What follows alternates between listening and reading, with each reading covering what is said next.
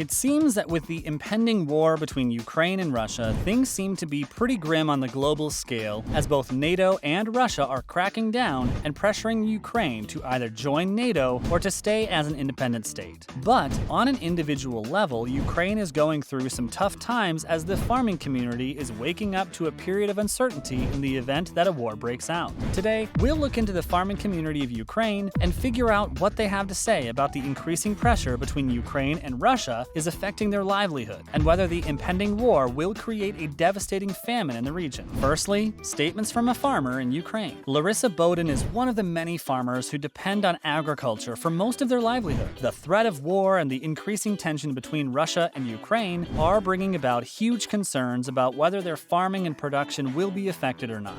War came about a loud explosion in the early hours of a Thursday morning, and things seem pretty bad over in Ukraine. Larissa Boden didn't exactly know what was going on and took to social media to figure out the current affairs in regards to Russia and Ukraine. Miss Boden mainly focuses on an asparagus and saffron farming business by Agro-focus Limited. It's based in the southern region of Ukraine, near the region of Crimea. It is pretty obvious that disruption to an agriculture industry will have the most impact on a country's economy, and that seems to be true in Ukraine's case as well. People will need to take drastic measures and rely on aid from other countries in the event that agriculture industry is affected and there is the impending threat of a famine at hand. The war isn't dying down anytime soon from the look of things, so we're going to see the situation worse with time. Next, a look at the stats. Let's look at the statistics side of things. You know that Ukraine largely depends on agriculture for its economy, and it takes around 14% of the economy's GDP in correlation to reports provided in the third quarter of last year.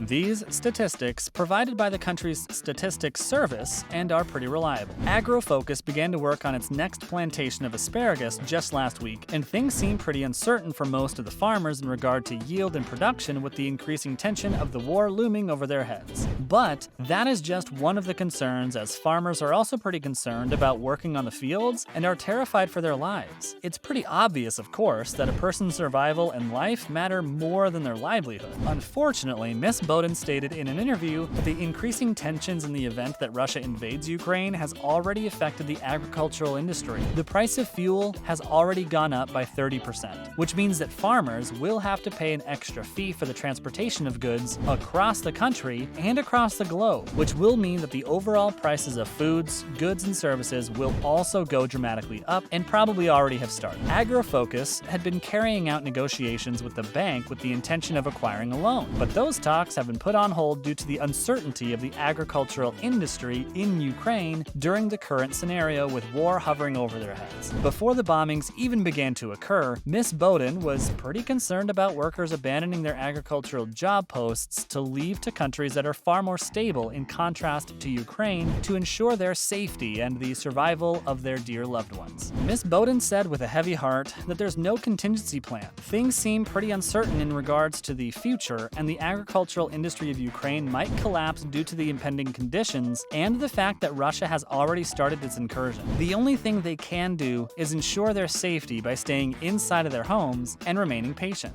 She said that they are trying their best not to panic. She says that she hopes for a better future and the war to stop before it proceeds to worse conditions and the agricultural industry might become stable again. Still, the agricultural industry will be drastically affected and things might not be the same ever again. We can only hope for the best and keep our expectations to a minimum and practice patience. Things had already been pretty bad for Ukraine due to the issues in regards to the supply chain and shortage and inflation. Things are supposedly going to get even worse as the conditions of Eastern European countries get worse. Now, interview with a professor. A supply chain manager at Baylor University told a news outlet that the industry is expected to have one of the biggest hits in history. He went on to say that the food supply is going to be severely affected and is supposedly going to suffer a lot. People will go hungry, and some will even starve, and that's just the beginning of it. He expects that other countries will also be affected as Europe serves as an exporter of agricultural goods, which will affect the prices of goods and services in other countries. For the first time since 2014, the price of a barrel of oil has gone up to $100 this Monday afternoon. It is probable that sanctions placed on Russia will help to mitigate or shorten the crisis, but it may temporarily lead to overall higher prices of many goods and services that people rely on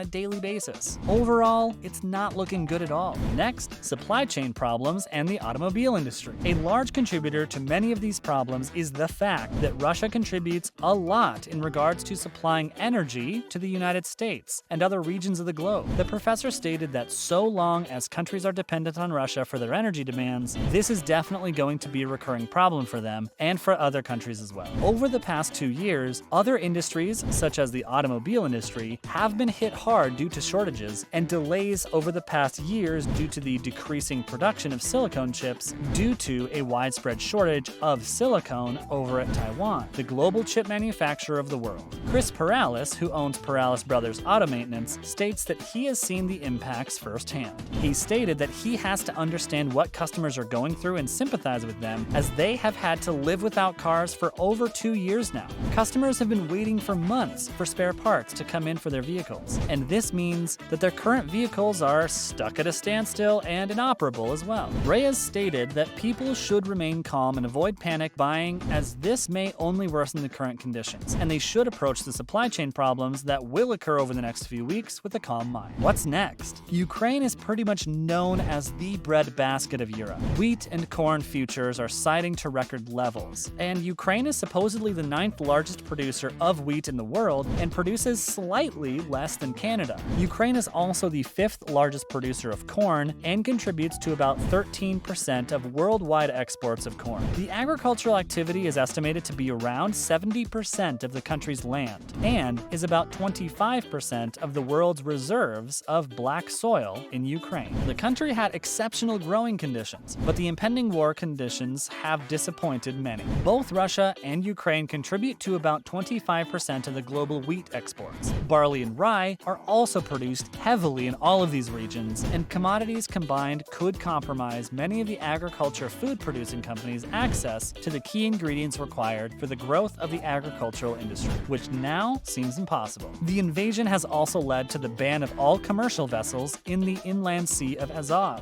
which is the main connection to the Black Sea, which is where most Ukrainian exports are located. It is estimated that around 90% of Ukrainian exports are transported through oceanic routes, and marine logistics in the region have been unfortunately severely compromised. A lot has been happening around the world in the last several months due to supply chain issues, which state the food price inflation stemming from this conflict is considered an understatement. If you think that any of us will be immune to all of this, then you're in the wrong, as agricultural commodities are traded on world markets. Whatever happens in Russia and Ukraine combined will affect all of us, especially the whole world, as the agro world is connected globally. We hope things get better in the future and the Russia and Ukraine conditions improve instead of worsening. Only time will tell. And that's pretty much it for today's video. What's your take on all this? Let us know your thoughts in the comment section down below. Make sure to like, subscribe, and turn notifications on for future videos. We hope the conditions in Ukraine improve and the prices of commodities drop once again. We'll catch you next time with another video. Until then, bye.